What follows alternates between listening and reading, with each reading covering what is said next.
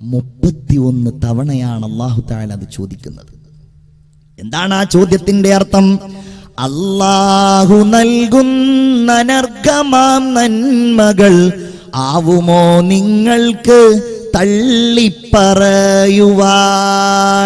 അഥവാ പടച്ചവൻ ഈ ലോകത്ത് നിങ്ങൾക്ക് നൽകിയ ജീവിതത്തില് നിങ്ങൾ കാണുന്ന, നിങ്ങൾ അറിയുന്ന, നിങ്ങൾ അനുഭവിക്കുന്ന എന്തെല്ലാം കാര്യങ്ങളുണ്ടോ ജനങ്ങളെ, അതേതെങ്കിലും എനിക്ക് റബ്ബ് നൽകിയതെന്നല്ലെന്ന് പറയാൻ നിങ്ങൾക്ക് കഴിയുമോ എന്നാണ് ഖുർആൻ ചോദിക്കുന്നത്. തബാറകസ്മു റബ്ബിക ദുൽ ജലാലി വൽ ഇക്റാം. അല്ലേ? ശ്രേഷ്ഠനായി സർവർക്കുമാരാധ്യനായി സദാമേവും അല്ലാഹുവിൻ നാമം മഹോന്നതം. എന്തൊരധ്യായമാണിതെന്നറിയുമോ പ്രിയപ്പെട്ടവരെ? പടച്ചവൻ എനിക്കും നിങ്ങൾക്കും നൽകിയത് എന്തെല്ലാമാണ് എന്നറിയാൻ ആഗ്രഹിക്കുന്നവർ ഈ സൂറത്ത് ഒരു തവണയൊന്ന് പാരായണം ചെയ്താൽ മതി. അതുകൊണ്ടല്ലേ ഈ സൂറത്ത് അവതീർണമായ സന്ദർഭത്തിൽ അല്ലാഹുവിന്റെ ഹബീബ് സ്വഹാബികളുടെ മുമ്പിൽ ഉറക്കെ വിളിച്ചു ചോദിക്കുകയാണ്, മൻ യഖറഉ ഹാദിഹി സൂറത അലാ ഖുറൈശ്. ആരാണ് ഖുറൈശികളുടെ മുൻപിൽ പോയി ഈ സൂറത്ത് ഓതിക്കൊടുക്കുക? സ്വഹാബികളൊന്നും എഴുന്നേറ്റ് നിന്നില്ല. നമ്മൾ അതവരുടെ അധൈര്യമായി കാണേണ്ടതില്ല. കാരണം അവർ പട്ടിണി പാവങ്ങളാണ്, ഉടുതുണിക്ക് മറുതുണിയില്ലാത്തവരാണ്. റസൂലിൽ വിശ്വസിച്ച് ഏതാനും മാസങ്ങളും ദിവസങ്ങളുമായവരാണ്. ഇടിഞ്ഞു പൊളിയാറായ ദാറുൽ അർഖം എന്ന് പറയുന്ന മക്കയിലുണ്ടായിരുന്ന ആ വീട്ടിൽ വെച്ച് അള്ളാന്റെ റസൂല് ചോദിക്കുകയാണ്, സ്വഹാബാ, നിങ്ങൾക്കിടയിൽ നിന്ന് ആരാണ് ഈ സൂറത്ത് ഖുറൈശികളുടെ മുൻപിൽ പോയി ഓതിക്കൊടുക്കുക? എഴുന്നേറ്റ് നിൽക്കാൻ ഒരാൾ ധൈര്യം കാണിച്ചു. അദ്ദേഹത്തിന്റെ പേര് സയ്യിദുനാ അബ്ദുല്ലാഹി ഇബ്നു മസ്ഊദ് റളിയല്ലാഹു തആല അൻ. ആ ചരിത്രം പഠിക്കുമ്പോൾ തന്നെ മനസ്സ് നിർമ്മലമായി പോകും. അത്രയും വലിയ ചരിത്രത്തിന്റെ ഉടമയാണ് ഈ സ്വഹാബി വര്യൻ. എപ്പോഴും നബിയുടെ കൂടെ നിന്ന് എല്ലാ ഘട്ടത്തിലും റസൂലുള്ളാഹിന്റെ കൂടെ ഇങ്ങനെ പോയി. അല്ലേ? ഹദീസുകളിൽ നമുക്ക് കാണാൻ കഴിയും, ഒരിക്കൽ റസൂലുള്ള പറഞ്ഞു, എനിക്ക് ജിന്നുകൾ ഖുർആനോദാൻ വേണ്ടി എന്നെ ക്ഷണിച്ചിട്ടുണ്ട്. എന്റെ അടുക്കലേക്ക് ജിന്നുകൾ വരാമെന്ന് പറഞ്ഞിട്ടുണ്ട്. മനുഷ്യരല്ലാത്ത മറ്റൊരു വിഭാഗമാണല്ലോ, മറഞ്ഞു കിടക്കുന്ന ഒരു വിഭാഗമാണല്ലോ ജിന്നുകൾ. ആ ജിന്നുകൾ എന്റെ അടുക്കൽ ഖുർആൻ കേൾക്കാൻ വരാമെന്ന് പറഞ്ഞിട്ടുണ്ട്. ആരാണ് എന്റെ കൂടെ വരാൻ തയ്യാറുള്ളത്? അപ്പോഴും ഇദ്ദേഹം എഴുന്നേറ്റ് നിന്നു, ഞാനുണ്ട് നബിയേ. ചെന്നു. അബ്ദുല്ലാഹ് ഇബ്നു മസ്ഊദ് റസൂലുള്ളാഹിന്റെ കൂടെ ചെന്നു. റസൂലുള്ള ഒരു വര വരച്ചുകൊണ്ട് പറഞ്ഞു, അബ്ദുല്ലാ, എന്ത് കേട്ടാലും എന്ത് കണ്ടാലും ഈ വര നീ മുറിച്ചു കടക്കല്ലേ മോനെ. അള്ളാന്റെ റസൂല് കുറച്ചങ്ങോട്ട് പോയി. അബ്ദുല്ലാഹ് ഇബ്നു മസ്ഊദ് പറയുകയാണ്, വലിയ ബഹളവും വലിയ ശബ്ദവും മട്ടഹാസങ്ങളും ഞാൻ കേൾക്കാൻ തുടങ്ങി. എന്റെ റസൂലിന് വല്ല അപകടവും വന്നേക്കുമോ എന്ന് ഞാൻ ഭയന്നുപോയി. എന്നാലും ഞാൻ റസൂലുള്ള പറഞ്ഞതല്ലേ ആ വര മുറിച്ച് കടക്കാതിരിക്കുവാൻ, അതുകൊണ്ട് ഞാനത് മുറിച്ച് കടക്കാതെ ഇരുന്നു എന്ന് പറഞ്ഞുകൊണ്ട് അബ്ദുല്ലാഹ് ഇബ്നു മസ്ഊദ് അവിടെ കാത്തു നിൽക്കുകയാണ്. ഒരുപാട് സമയം കഴിഞ്ഞു. റസൂലുള്ള തിരിച്ചു വന്നുകൊണ്ട് പറയുകയാണ്, അബ്ദുല്ലാ, കൊല്ലങ്ങൾക്ക് മുമ്പ് സുലൈമാൻ നബി അലൈഹിസ്സലാമിന്റെ കാലത്തുള്ള നൂറുകണക്കിന് ജിന്നുകൾക്ക് ഞാൻ ഖുർആൻ ഓതി കൊടുത്തിട്ടുണ്ട് അബ്ദുല്ലാ. ആ സംഭവം ഉദ്ധരിക്കുന്ന ഒരു സൂറത്ത് തന്നെ ഖുർആനിലുണ്ട്. സൂറത്തുൽ ജിന്ന് എന്നാണ് അധ്യായത്തിന്റെ പേര്. ഒരു കാര്യം കൂടെ നിങ്ങളോട് ഞാൻ പറയുകയാണ്, ആ ജിന്നുകൾക്ക് ഖുർആൻ ഓതി കൊടുത്ത സ്ഥലത്ത് ഇന്നും മക്കയിൽ പോയാൽ മസ്ജിദുൽ ജിന്ന് എന്ന് പറയുന്ന ഒരു പള്ളി നിങ്ങൾക്ക് കാണാൻ കഴിയും. ഈ സംഭവത്തെ ഓർമ്മിപ്പിക്കുന്ന പള്ളിയാണത്. അബ്ദുല്ലാഹ് ഇബ്നു മസ്ഊദ് പറഞ്ഞു, നബിയെ, ഇത് ഖുറൈശികളുടെ മുമ്പിൽ പോയി ഓതിക്കൊടുത്തുകൊള്ളാം. റസൂലുള്ള പറഞ്ഞു, വേണ്ട അബ്ദുല്ലാ, നീ അവിടെ ഇരിക്കണം. അങ്ങനെ പറയാനൊരു കാരണമുണ്ട്. അതെന്താണ്? കൂട്ടത്തിലെ ഏറ്റവും ദുർബലനായ മനുഷ്യനാണ് സയ്യിദുനാ അബ്ദുല്ലാഹ് ഇബ്നു മസ്ഊദ് റളിയല്ലാഹു അൻഹു. ചെറിയ കൈകാലുകൾ, ദുർബലമായ കൈകൾ, തടിയില്ലാത്ത കാലുകൾ, വളരെ ദുർബലനാണ്. വേറെ ഒരു ചരിത്രത്തിൽ കാണാം, ഒരിക്കൽ നബിയും സ്വഹാബിയായ അബ്ദുല്ലാഹ് ബിൻ മസ്ഊദും കുറച്ച് സ്വഹാബികളും കൂടെ ഇങ്ങനെ മദീനയിലൂടെ നടന്നു പോവുകയാണ്. ആ സമയത്ത് അറാഖ് എന്ന് പറയുന്ന ഒരു മരം നിങ്ങൾക്കറിയാമല്ലോ. ആ മരത്തിൽ നിന്ന് ഒരു ചെറിയ കഷ്ണം വേണം പല്ല് തേക്കാൻ എന്ന് റസൂലുള്ള പറഞ്ഞപ്പോ ആ മരത്തിന്റെ മുകളിലേക്ക് ചാടിക്കയറുകയാണ് അബ്ദുല്ലാഹ് ഇബ്നു മസ്ഊദ് റളിയല്ലാഹു തആല അൻ. അദ്ദേഹം അങ്ങ് കയറിയിട്ട് റസൂലുള്ളാഹിക്ക് വേണ്ടിയിട്ട് ഈ അറാഖ് ഇങ്ങനെ പൊട്ടിച്ചുകൊണ്ടിരിക്കുകയാണ്. താഴെ നിൽക്കുന്ന സ്വഹാബികൾ ഈ കാഴ്ച കണ്ടു. ആ അറാഖിന്റെ ചുള്ളിക്കമ്പുകളെ അനുസ്മരിക്കുന്ന കൈകാലുകൾ കണ്ടപ്പോൾ അബ്ദുല്ലാഹ് ഇബ്നു മസ്ഊദിന്റെ കാലുകളിലേക്കും കൈകളിലേക്കും നോക്കിക്കൊണ്ട് അവരങ്ങനെ ചിരിക്കുകയാണ്. റസൂലുള്ള ചോദിച്ചു, നിങ്ങൾ ചിരിക്കുകയാണല്ലേ? എന്തിനാ നിങ്ങൾ ചിരിക്കുന്നത്? ഈ ചെറിയ കൈകാലുകളുണ്ടല്ലോ, ഈ ദുർബലമായ കൈകളും കാലുകളും ഉണ്ടല്ലോ, അസ്ഖലാനി ഫിൽ മീസാൻ, നാളെ അല്ലാഹു തആല നന്മയും തിന്മയും കനം തൂക്കുന്ന മീസാനിൽ ഇത് കനം തൂങ്ങുന്നതാണെന്ന് മുത്തുനബി മുഹമ്മദ് മുസ്തഫ സല്ലല്ലാഹു അലൈഹി വസല്ലം അദ്ദേഹം രണ്ടാമതും പറഞ്ഞു, നബിയെ ഞാൻ തന്നെ ഓതിക്കൊടുത്തോളാം. വേണ്ട, നീ സൂറത്തുർ റഹ്മാൻ ഓതിക്കൊടുക്കേണ്ട.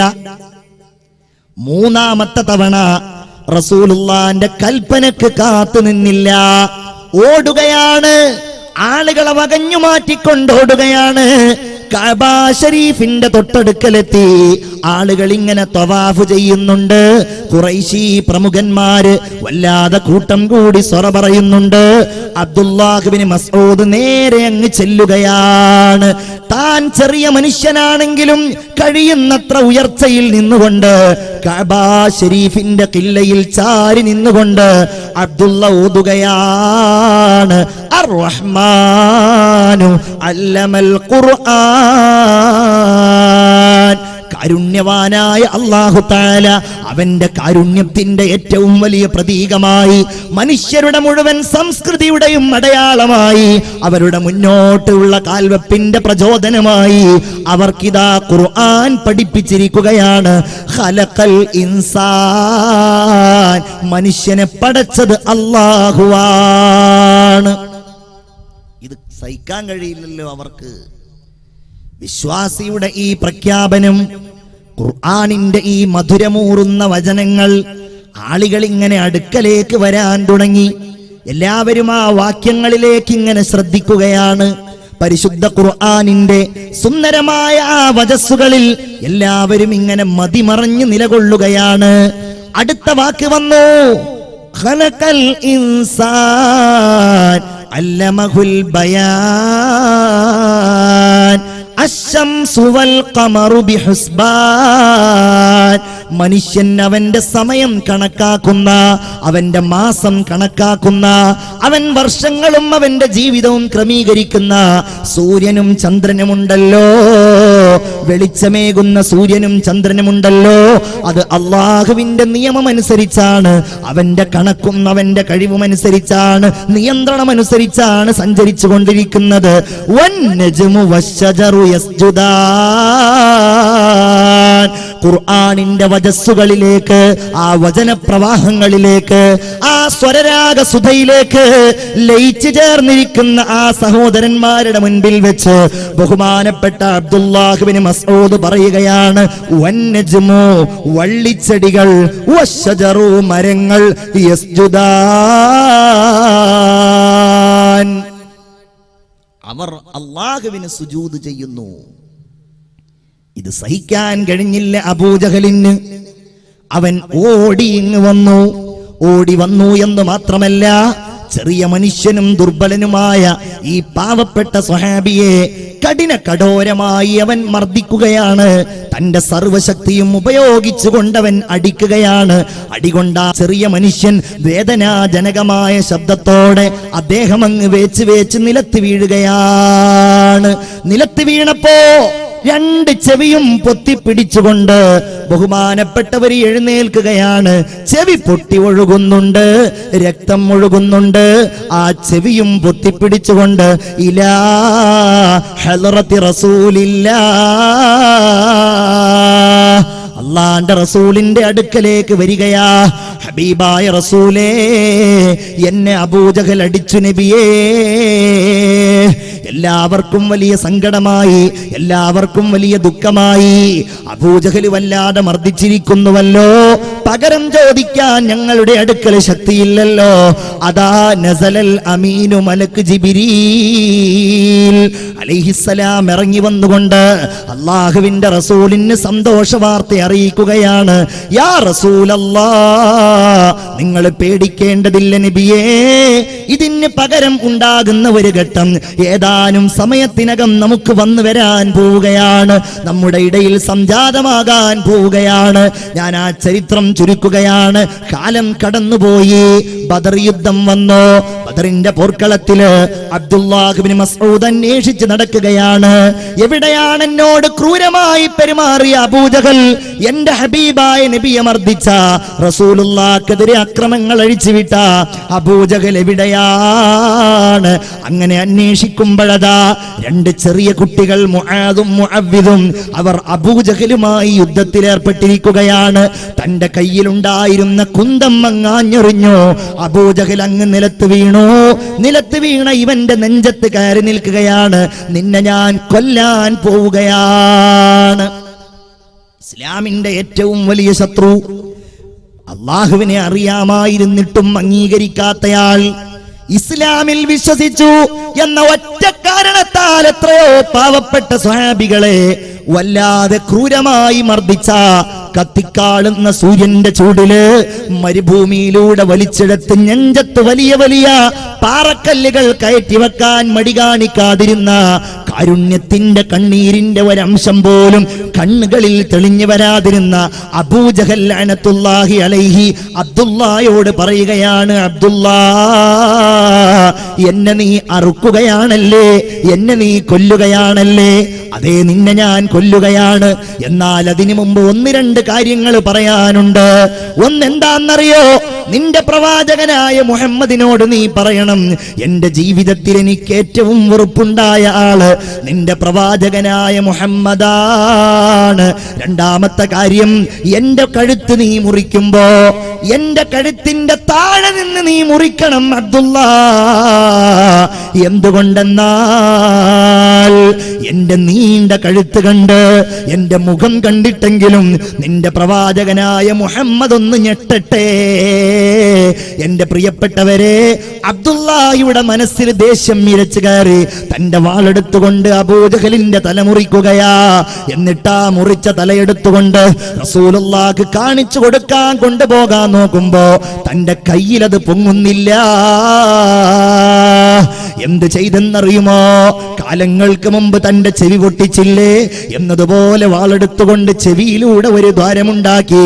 ആ ദ്വാരത്തിൽ ഒരു കയറിട്ടു.